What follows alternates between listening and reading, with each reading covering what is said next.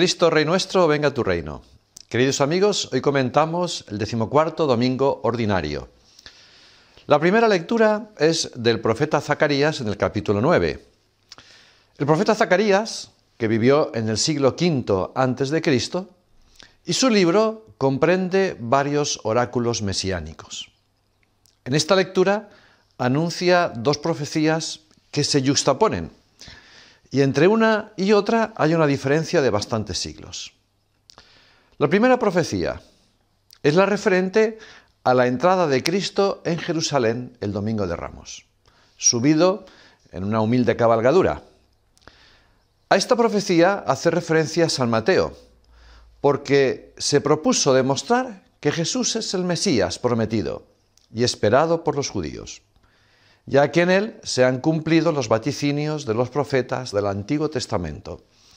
Y así dice: esto sucedió para que se cumpliera lo dicho por el profeta. Decid a la hija de Sión: he aquí que tu rey viene a ti manso, montado sobre un asno. La segunda profecía, que aparece también en el profeta Isaías y en Miqueas y en el Salmo 72, el mismo Jesús que entra humildemente en Jerusalén será el que al fin de los tiempos rompa los arcos de la guerra y dicte la paz a las naciones y dominará de un mar a otro. Esta profecía se refiere a un tiempo futuro que aún no ha llegado, porque siempre ha habido guerras y cada vez más crueles. Pero en la Biblia se nos habla de un castigo, de un gran castigo final. Se nos habla de la conversión del pueblo judío y de una época de gran paz, y se cumplirá la profecía de un solo rebaño bajo un solo pastor. Esto nos lo dice toda la primera lectura. En la segunda lectura de San Pablo a los romanos nos habla del vivir según la carne y vivir según el Espíritu. Vivir según la carne es vivir según el hombre viejo, es decir, representado por Adán, que pecó. O sea, vivir según los instintos, las pasiones de la carne, las inclinaciones o impulsos del pecado. En cambio, vivir según el Espíritu es vivir una vida de acercamiento a Cristo, una vida que va dando muerte a las obras de la carne. Los que son de Cristo Jesús han crucificado la carne con sus pasiones y concupiscencias. Nos lo dice también la carta a los Gálatas. Los que viven según el Espíritu, ¿quiénes son? Son los bautizados o verdaderos cristianos que al vivir estrechamente unidos a Cristo, viven según el Espíritu de Dios y por tanto mora en ellos el Espíritu Santo. El que vive según la carne está muerto a la vida de la gracia. Para vivir espiritualmente hay que mortificar las pasiones. La vida de la gracia, ¿qué es? Es la vida del verdadero cristiano, del que no peca y vive en amistad con Dios, en intimidad con Jesucristo. Esto es muy importante en nuestra vida, tener claro lo que es vivir según la carne, sujetos al pecado, y vivir según la gracia, que es enamorados de nuestro Señor Jesucristo.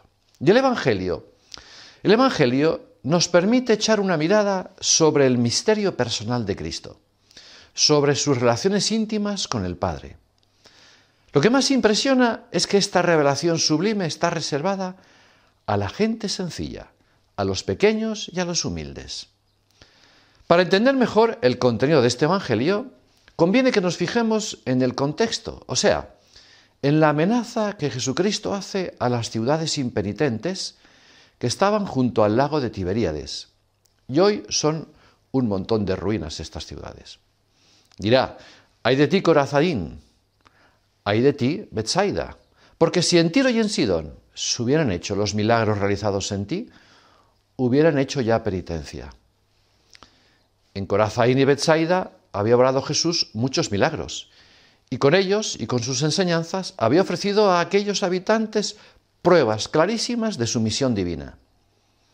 Y como le habían rechazado y se habían resistido a hacer penitencia, el Evangelio viene a ser como la explicación de aquella culpable actitud. Dios ocultó estas cosas a los sabios y las reveló a los pequeñuelos, a los sencillos, es decir, los que eran tenidos por grandes y sabios en este mundo rechazaron la doctrina de Cristo. Y en cambio sí la recibieron los pequeños, los humildes, los sencillos, los de corazón abierto. Los que se tenían por sabios eran figuras de lo que San Pablo llama necios, pues alardeando de sabios se hicieron necios, lo dice San Pablo. La doctrina del Evangelio quedó oculta para aquellos habitantes, y como adviertes San Juan, la causa de su condenación está en que, habiendo venido la luz al mundo, los hombres tuvieron más estima de las tinieblas que de la luz, porque sus obras eran malas. La frase «nadie conoce al Padre sino el Hijo» indica que todo lo que sabe el Padre lo sabe el Hijo, y es Dios como Él. Es un saber en sentido bíblico, es decir, vital, amoroso, existencial. Es tal vez el texto de los Evangelios sinópticos en el que la divinidad de Jesucristo se afirma con mayor claridad.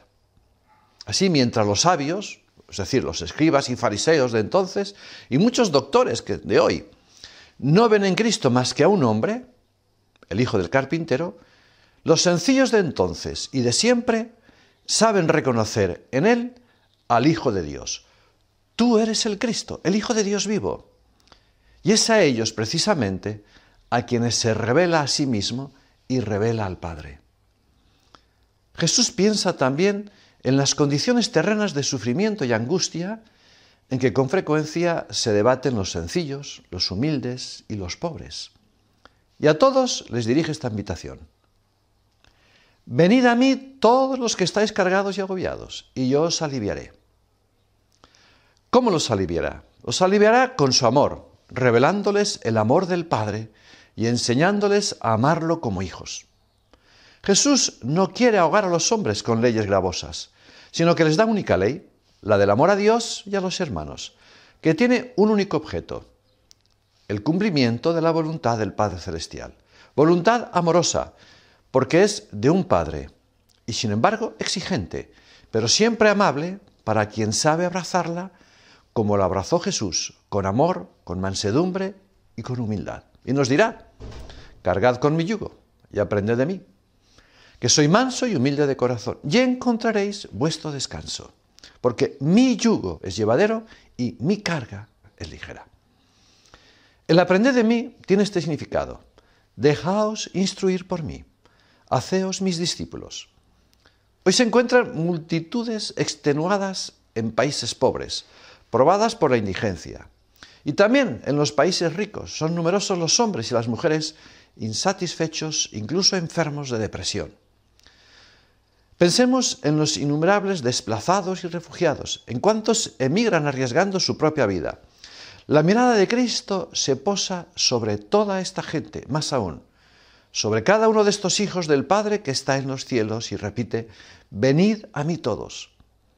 Jesús promete que dará descanso, pero pone una condición. Tomad sobre vosotros mi yugo. ¿En qué consiste este yugo? Que en lugar de pesar aligera y en lugar de aplastar alivia. El yugo de Cristo es la ley del amor, es un mandamiento que ha dejado a sus discípulos el verdadero remedio para las heridas de la humanidad, ya materiales como psicológicas y morales, causadas por un falso bienestar. Es una regla de vida basada en el amor fraterno, que tiene su manantial en el amor de Dios.